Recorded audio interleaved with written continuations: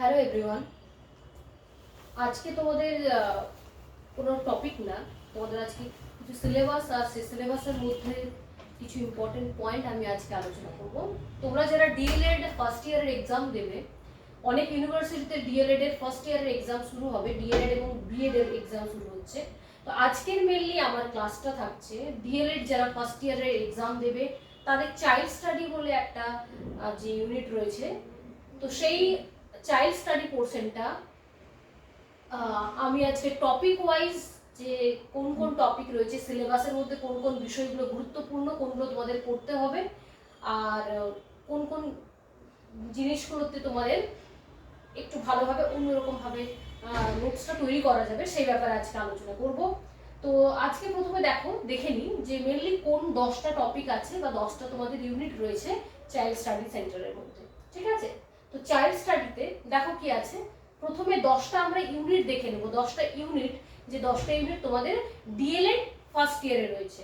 ঠিক আছে, দেখো একটা আছে কি পার্সপেক্টিভ ইন ডেভেলপমেন্ট, এটা হচ্ছে ফার্স্ট ইউনিট। ঠিক আছে, কি না পার্সপেক্টিভ ইন ডেভেলপমেন্ট। তো এটাকে আমরা কি বলবো বাংলায়? Perspective in development. এটা তাদের জন্য যারা তোমাদের ইংলিশ আর বাংলা দুটো ল্যাঙ্গুয়েজের ক্ষেত্রেই যারা এক্সাম দেবে ইংলিশে বা যারা বাংলায় দেবে তাদের দুজনেরই সুবিধা হবে ইংলিশে লেখা থাকলে। পার্সপেক্টিভ ইন ডেভেলপমেন্ট হচ্ছে তোমাদের কি বিকাশের পরিপ্রেক্ষিত। ঠিক আছে, বিকাশের পরিপ্রেক্ষিত। সেকেন্ড হচ্ছে physical motor development, physical motor development যেটা হচ্ছে তোমাদের শারীরিক ও চলনের বিকাশ, শারীরিক ও চলনের বিকাশ। থার্ড কি সোশ্যাল ডেভেলপমেন্ট, সামাজিক বিকাশ। ফোর্থ হচ্ছে কি সেলফ অ্যান্ড মোরাল ডেভেলপমেন্ট। ঠিক আছে, সেলফ অ্যান্ড মোরাল ডেভেলপমেন্ট হচ্ছে আত্মবিকাশ ও নৈতিক বিকাশ। কি না আত্মবিকাশ ও নৈতিক বিকাশ। ফিফথ কি ইমোশনাল ডেভেলপমেন্ট, তার মানে কি না ইমোশনাল ডেভেলপমেন্ট হচ্ছে প্রাক্ষবিক বিকাশ। ইমোশনালকে আমরা বাংলায় কি বলে? প্রাক্ষবিক বিকাশ। নেক্সট দেখো লার্নিং মানে হচ্ছে শিখন, কগনিজেন্ট মানে হচ্ছে জ্ঞান, প্লে হচ্ছে খেলা, ল্যাঙ্গুয়েজ হচ্ছে ভাষা, কমিউনিকেশন হচ্ছে যোগাযোগ।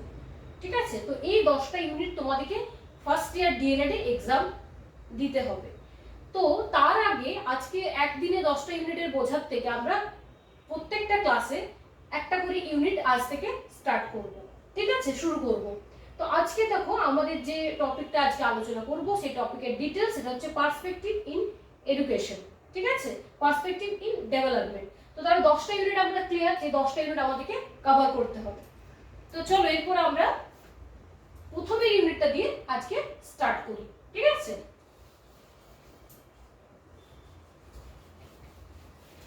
প্রথমে ইউনিট দিয়ে আমরা আজকে স্টার্ট করি।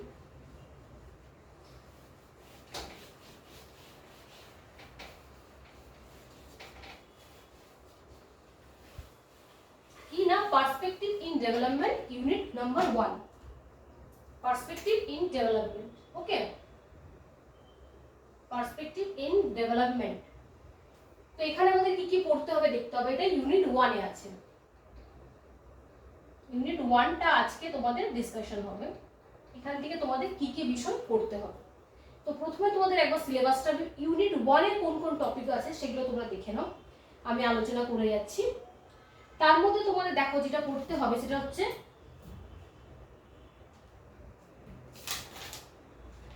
দেখে নাও টপিকটা,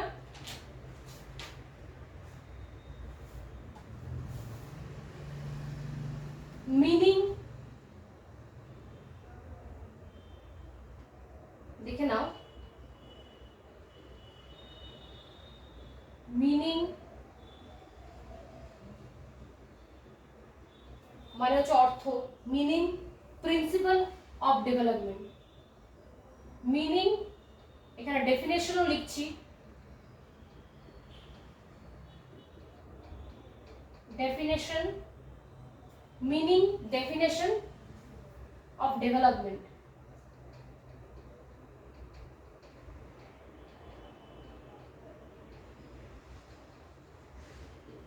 ঠিক আছে, meaning of growth, meaning of growth,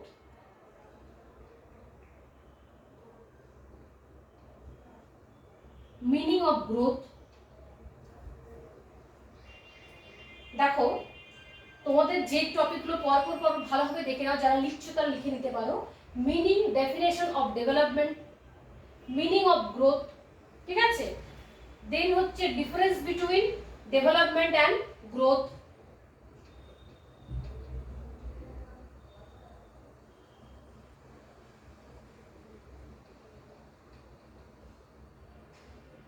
difference between development and growth,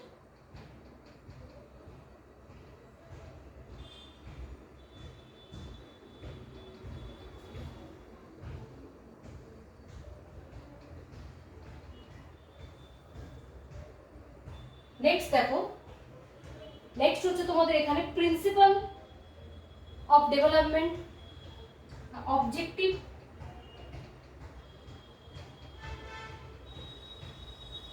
and characteristics of development,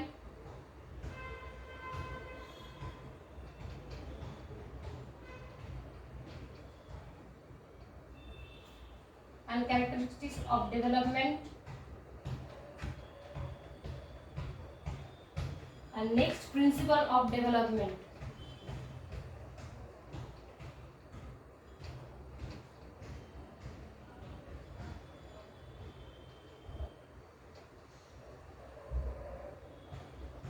Principle of development, ঠিক আছে, and stages of development.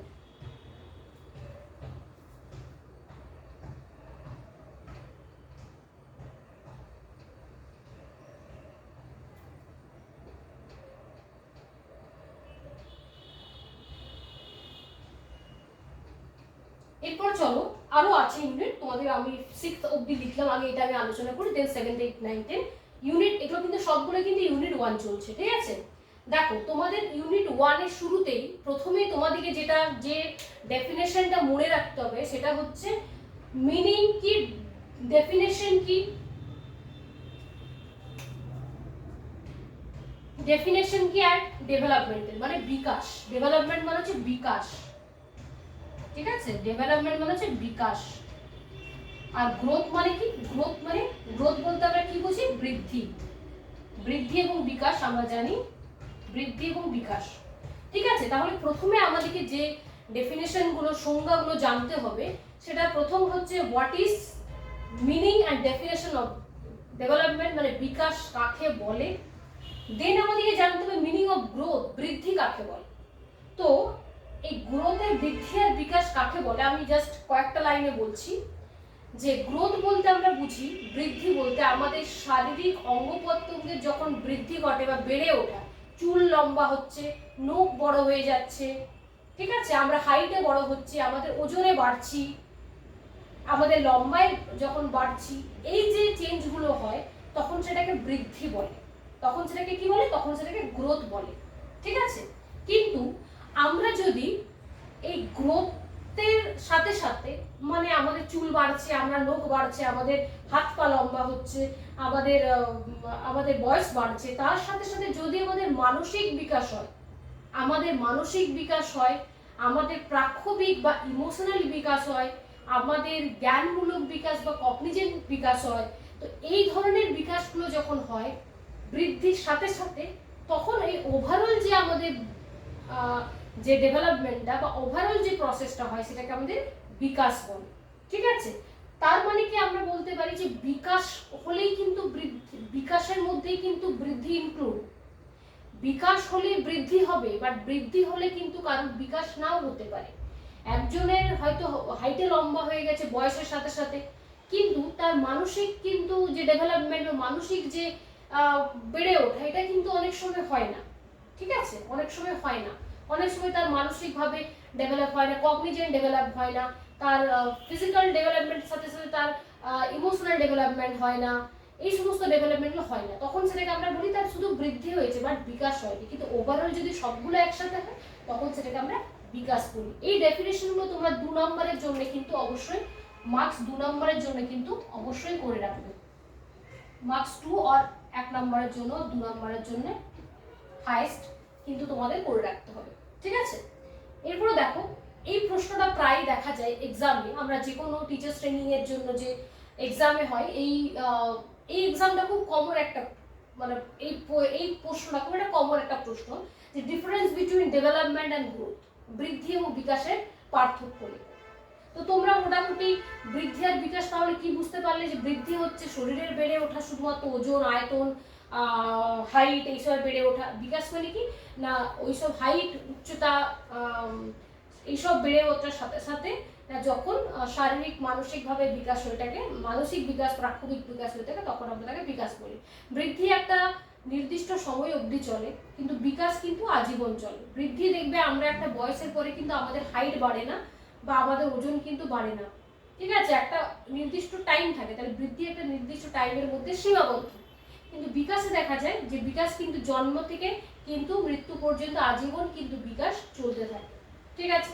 তো এই রকমের পার্থক্য কিছু আছে যেগুলো তোমাদেরকে কিন্তু করে রাখতে হবে এই প্রশ্নটা, যে বৃদ্ধি এবং বিকাশের মধ্যে পার্থক্য কি, বা difference between growth and development.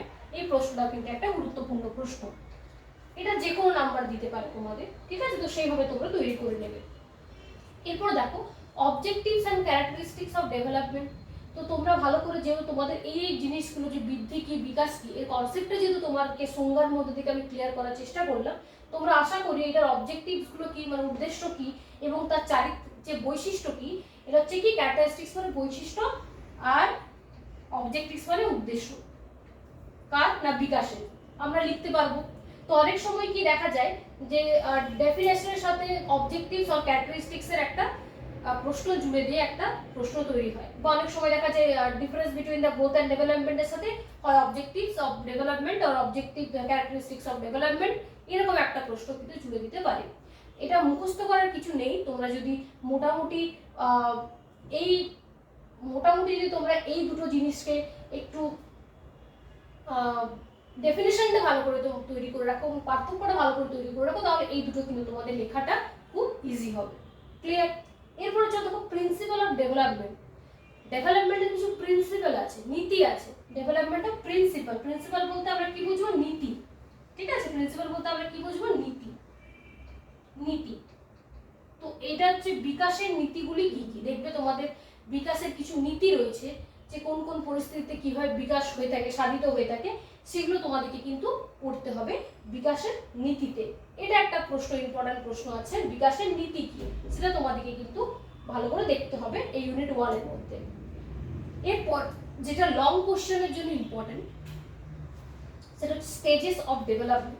Long কোশ্চেনের জন্য তোমাদের কিন্তু ভীষণ ইম্পর্টেন্ট, শুধু লং না, এটা তোমাদের যে মাল্টিপল চয়েস কোশ্চেন হয় সেখানেও কিন্তু এই ধরনের প্রশ্ন আসে।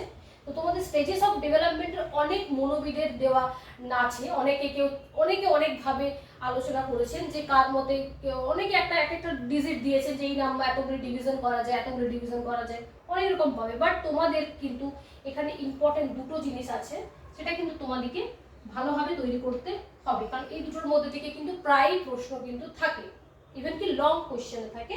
সেটা দেখানো কি থাকে,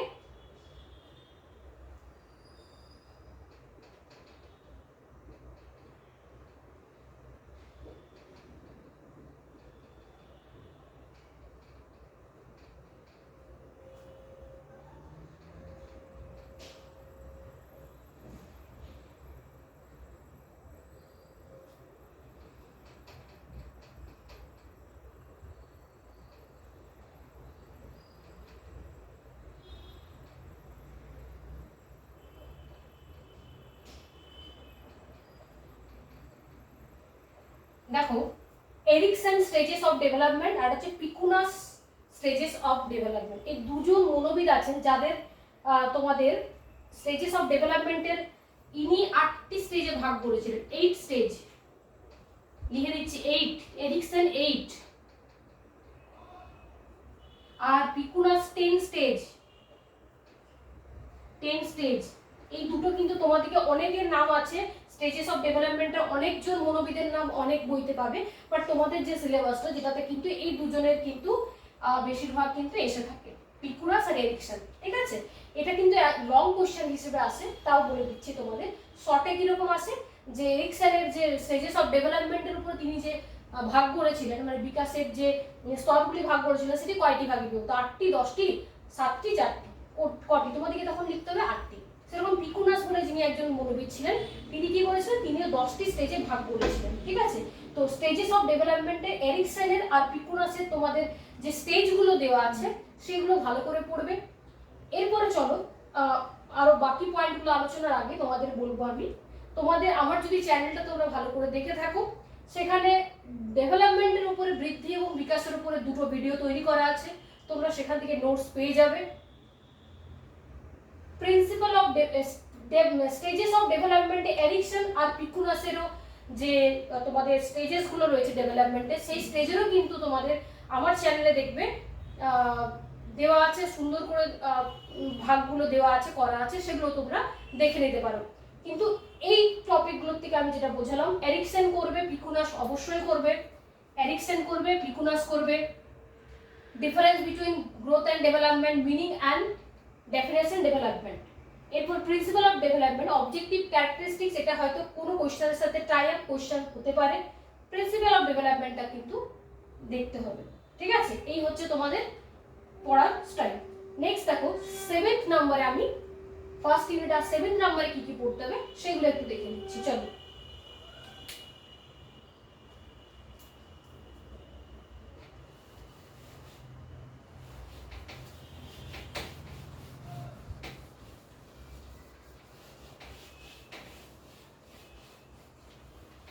দেখে নাও 7th।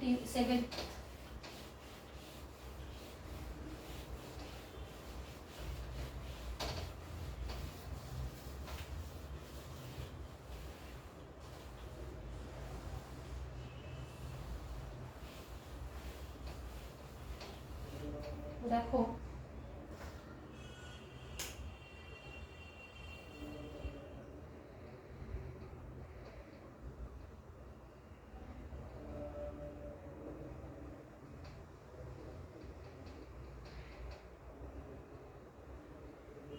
দেখে নাও,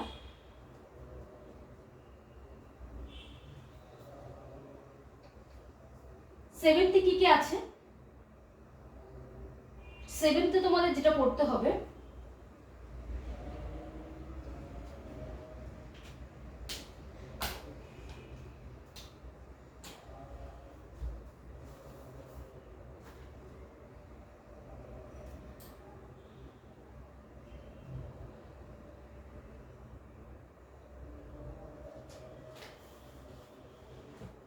এখানে একটু আছে what is continuous and discontinuous development. What is continuous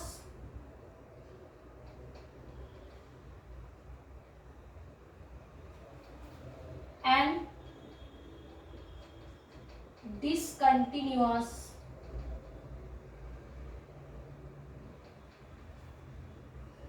continuous and discontinuous of development, discontinuous development।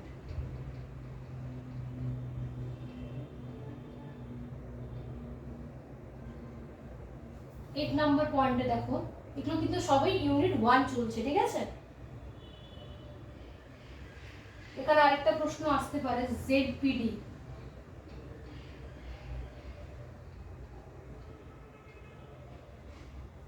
Zone of proximal development.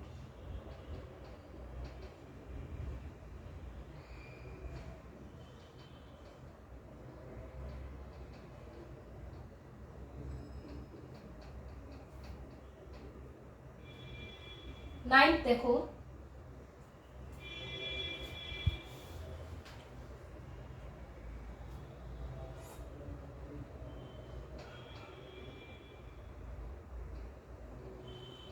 childhood and modern construct,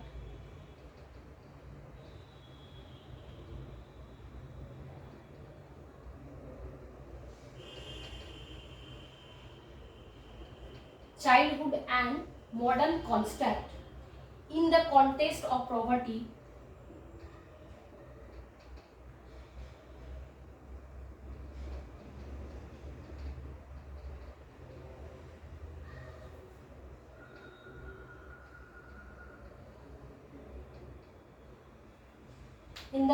in the context of poverty, globalization,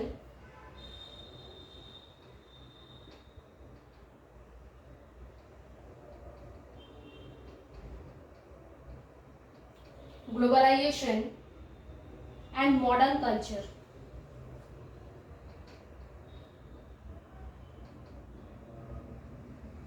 and modern culture, ঠিক আছে। 10th দেখো,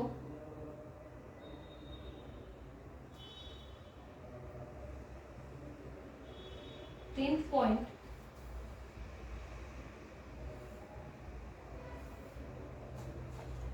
why child development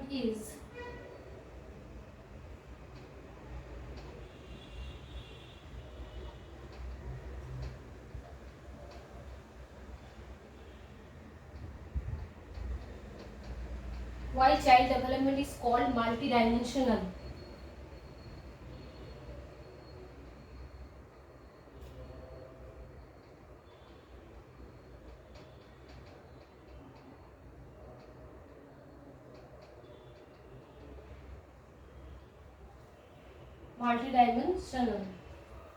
Next যেটা important, constructivism.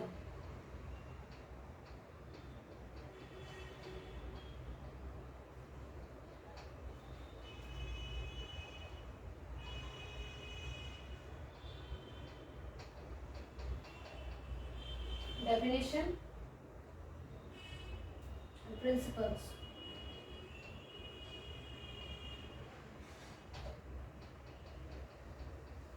দেখো 6টা point আলোচনা হয়েছে 6 অবধি, 7 থেকে দেখো 7th পয়েন্ট হচ্ছে what is continuous and discontinuous development.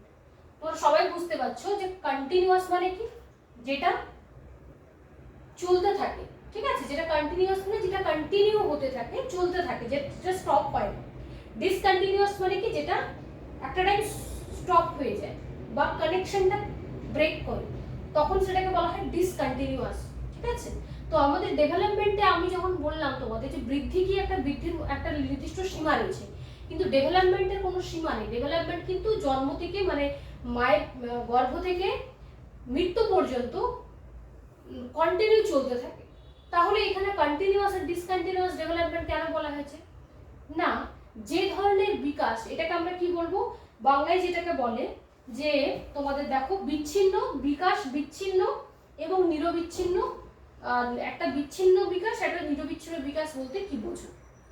তো এখানে তোমাদের বলতে হবে, যদি এরকমের প্রশ্ন 2 নম্বর কি 1 নম্বরে হয়তো আসতে পারে, 1 আর 2 এ আসতে পারে, 1 আর 2, 1 নম্বর আর 2 নম্বরের জন্য আসতে পারে। তো তখন তোমাদেরকে কি করতে হবে, না তোমাদেরকে এটা মাথায় রাখতে হবে যে কি আছে না, বৃদ্ধি বিকাশ অনেক সময় দেখা যায় যে আমি যেটা নর্মালি কি হয় না, মায়ের পেট থেকে মানে গর্ভ থেকে মৃত্যু পর্যন্ত কন্টিনিউ চলতে থাকে, সেই ধরনের বিকাশকে বলা হয় কন্টিনিউয়াস ডেভেলপমেন্ট বা নিরবিচ্ছিন্ন বিকাশ।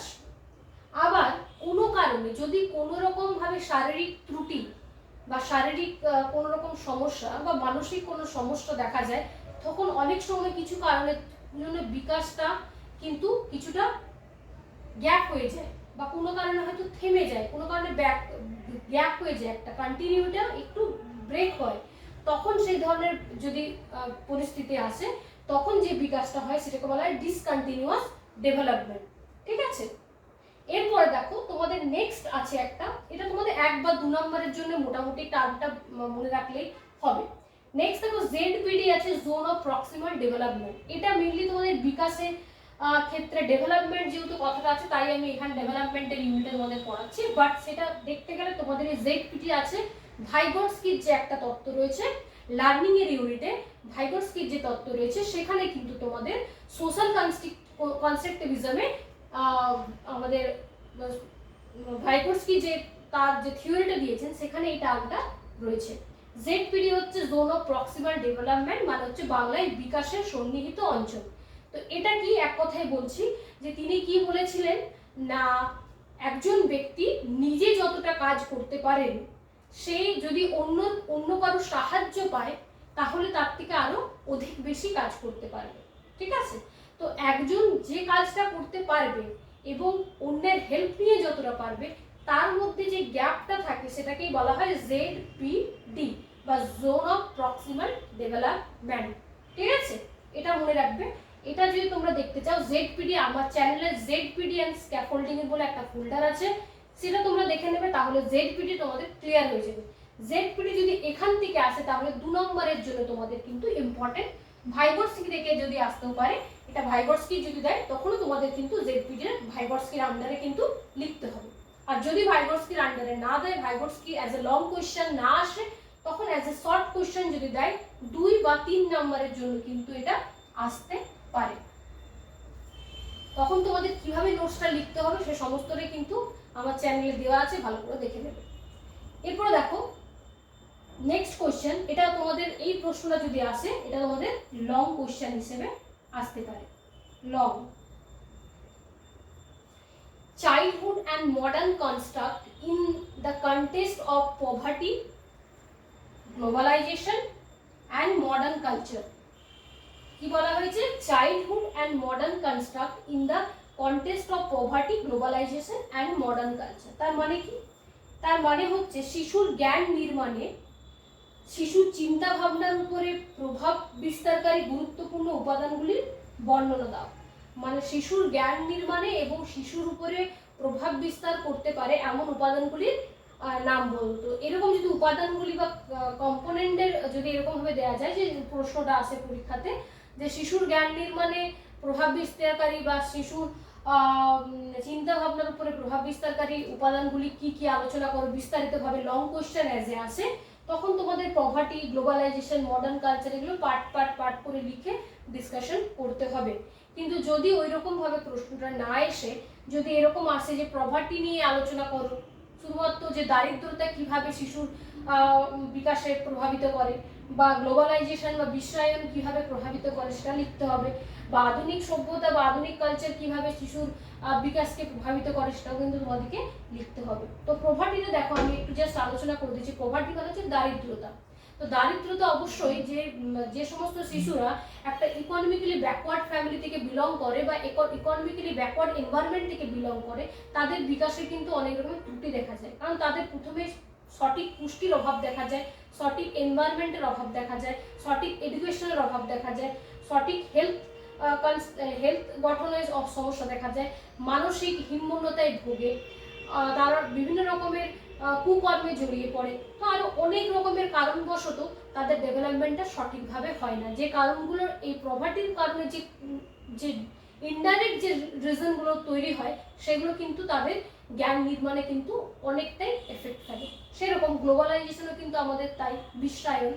তার ফলে কি, বিশ্বায়নের ফলে আমরা বিদেশের অনেক তথ্য জানতে পারছি, দেশে বিদেশের অনেক কিছু কালচার তৈরি হচ্ছে, তার ফলে আমাদের ডেভেলপমেন্ট আরো উন্নত হচ্ছে, নতুন মডার্ন কালচার তৈরি হচ্ছে, নতুন মডার্ন মেন্টালিটি তৈরি হচ্ছে, নতুন মডার্ন কালচার তৈরি হচ্ছে, সব কিছু মিলে কিন্তু এই ধরনের ডেভেলপমেন্টটা অনেক উন্নত হয়। মডার্ন কালচার সেম জিনিস দেখো দেওয়া আছে, গ্লোবালাইজেশনের প্রভাবে যখন মডার্ন কালচারে একটা শিশু বড় হয়, তার মানসিক স্থিরতা, শারীরিক গঠন, মানসিক গঠন, প্রাক্ষবিক গঠন এগুলো কিন্তু খুব ভালো করে হয়। তো এটা তোমরা অ্যাজ এ লং কোয়েশ্চেন পড়ে রাখবে। নেক্সট দেখো, why child development is called multi dimensional. মানে মাল্টি ডাইমেনশনাল মানে কি বলা হচ্ছে? বহুবিধ, ঠিক আছে, অনেক রকমের দিকে বলা হয়। মাল্টি ডাইমেনশনাল কেন বলা হয়, এটা যদি তোমাদের আসে পরীক্ষাতে তাহলে হয়তো 1 নম্বর কি 2 নম্বরের জন্য আসতে পারে। তো মাল্টি ডাইমেনশনাল বলতে এখানে বোঝানো হচ্ছে বহুবিধ কাজ। মানে মাল্টি ডাইমেনশনাল কি, ডেভেলপমেন্টকে বলা হয়। আর ডেভেলপমেন্টের বহুবিধ দিক রয়েছে, যেমন প্রাথমিক ডেভেলপমেন্ট বলতে আমরা কি বুঝি? ডেভেলপমেন্ট বলতে আমরা শুধুমাত্র শারীরিক বিকাশকে বুঝি না বা শারীরিক বৃদ্ধিকে বুঝি না, তার সাথে আমরা কি শারীরিক বৃদ্ধিকে বুঝি, মানসিক বিকাশকে বুঝি, প্রাক্ষবিক বিকাশকে বুঝি, কগনিজেন্ট বিকাশকে বুঝি, ইমোশনাল ডেভেলপমেন্টকে বুঝি। এই সমস্ত কিছু 5টা না 6 রকমের ডেভেলপমেন্ট রয়েছে। এই সব রকমের ডেভেলপমেন্ট একসাথে যেহেতু একটা ডেভেলপমেন্ট কথাটা আসে, এই সমস্ত কিছু যখন প্রপারভাবে যখন ডেভেলপ করে, প্রভাব প্রকাশ করে, তখন সেটাকে বলে ডেভেলপমেন্ট। তার জন্য এটাকে মাল্টি ডাইমেনশনাল বলা হয়েছে। একটা হচ্ছে ইমোশনাল, ফিজিক্যাল, কগনিজেন্ট, ঠিক আছে, মেন্টাল, সবগুলোকে একসাথে থাকে বলে এটাতে মাল্টি ডাইমেনশনাল বলা হয়েছে। নেক্সট দেখো ইম্পর্টেন্ট, এটা কিন্তু একটা খুব ইম্পর্টেন্ট পয়েন্ট, কনস্ট্রাকটিভিজম। তোমরা এটা লিখে রাখতে পারো। কনস্ট্রাকটিভিজম ডেফিনেশন পড়তে পারে পরীক্ষাতে, এবং প্রিন্সিপাল এটা পড়তে পারে। কনস্ট্রাকটিভিজম হচ্ছে গঠনবাদ। এবার এটার নোটসটা আমি তোমাদের দেওয়া নেই, এটা তোমাদেরকে আমি আজকে একটু আলোচনা করে দিচ্ছি, তাহলে তোমাদের ইউনিট 1 আজকে কমপ্লিট। চলো কনস্ট্রাকটিভিজমটা দেখে নিই একটু আমরা। আশা করি তোমরা এগুলো লিখে নিতে পেরেছো খাতায়। চলো দেখে নিই। কনস্ট্রাকটিভিজমটা আমরা দেখে নেব। 11th নাম্বার পয়েন্ট, তার অর্থ হচ্ছে গঠনবাদ।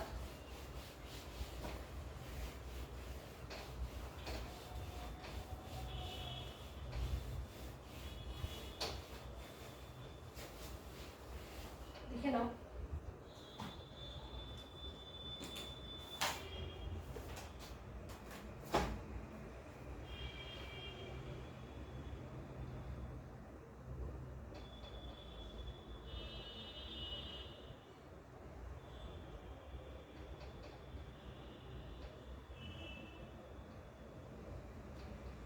কনস্ট্রাকটিভিজম গঠনবাদ বা নির্মাণবাদ। কনস্ট্রাক্ট মানে হচ্ছে তৈরি করা, গঠনবাদ বা এটাকে আমরা নির্মাণবাদও বলে থাকি। নির্মাণ করা হয় তাই নির্মাণবাদ। এটা কিন্তু একটা ইম্পর্টেন্ট টপিক, ভালো করে কিন্তু লিখে রাখবে। দেখে নাও এখানে কি বলা হচ্ছে।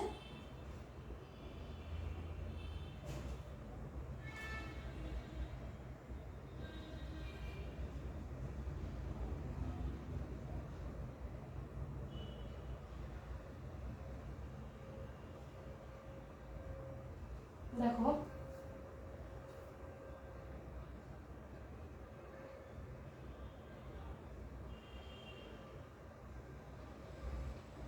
প্রথমে লিখছি, দেখে নাও, তারপর আলোচনা করছি।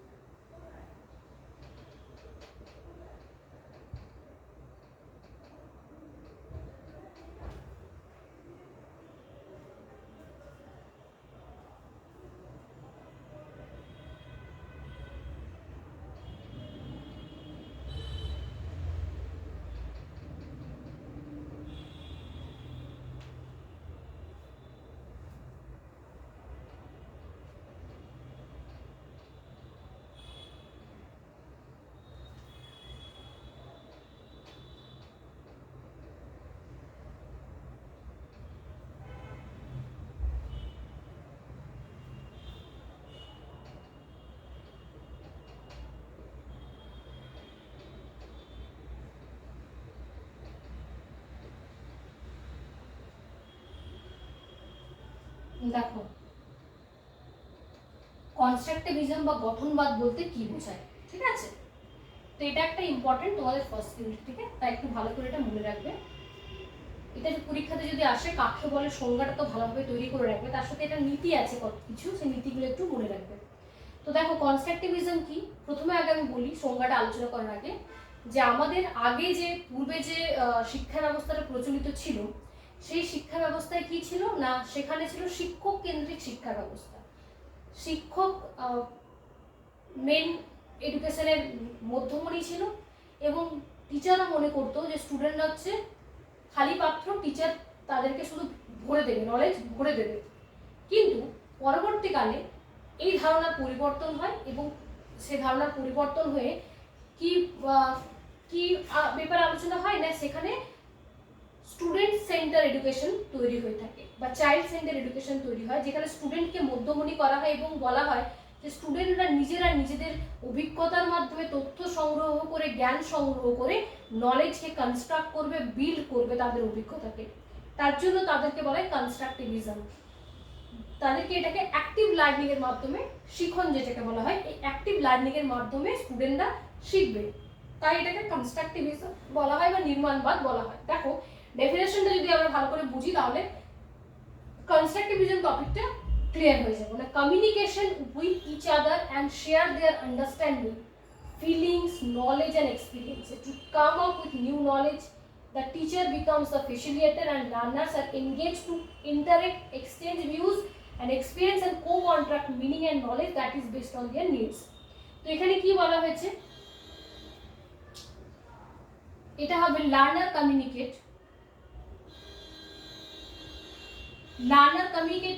কমিউনিকেটিং উইথ ইচ আদার, নিজেদের মধ্যে যোগাযোগ করবে যারা শিখবে আর কি, মানে শিশুরা, অ্যান্ড শেয়ার দেয়ার আন্ডারস্ট্যান্ডিং, কি কি তারা শেয়ার করবে, ফিলিংস, নলেজ আর এক্সপিরিয়েন্স, মানে হচ্ছে ফিলিংস, নলেজ এবং এক্সপিরিয়েন্স কি করবে না একসাথে নিজেদের মধ্যে শেয়ার করবে। To come up with new knowledge, এই তিনটে একসাথে যখন নিজেদের মধ্যে শেয়ার করবে স্টুডেন্টসরা, তখন নতুন একটা নলেজের, নতুন একটা জ্ঞানের তৈরি হবে। To come up with new knowledge, তখন নতুন একটা নলেজের তৈরি হবে। The teacher become the facilitator, এখানে টিচারকে কিন্তু মধ্যমণি করা হয়নি, এখানে টিচারকে অনলি ফেসিলিটেটর করা হয়েছে। ভালো করে দেখো, টিচারকে অনলি ফেসিলিটেটর করা হয়েছে। ফেসিলিটেটর মানে তত্ত্বাবধান করা, ঠিক আছে? ফেসিলিটেট করা করবে সমস্ত কিছু স্টুডেন্টরা, নিজেদের নলেজকে বিল্ড করবে, কনস্ট্রাক্ট করবে, সমস্ত কিছু নলেজ গ্যাদার করবে কিন্তু স্টুডেন্টরা, বাট তাদেরকে সঠিক পথে চালনা করা এবং গাইড করা বা ইনস্ট্রাকশন দেওয়া, সেটা বা ফেসিলিটেটরের কাজ করা, সেটা একমাত্র কাজ করবে কে না টিচার। টিচারের এইটুকুনি কাজ। And learners are engage to interact exchange, লার্নাররা কে করবে মানে শিক্ষার্থীরা কি করবে, are engage to interact exchange views, তাদের নিজেদের মধ্যে মানে নিজেদের যে ভিউ রয়েছে সেগুলোকে এক্সচেঞ্জ করবে, exchange view, experience and co contrast meaning and knowledge that is based on their needs.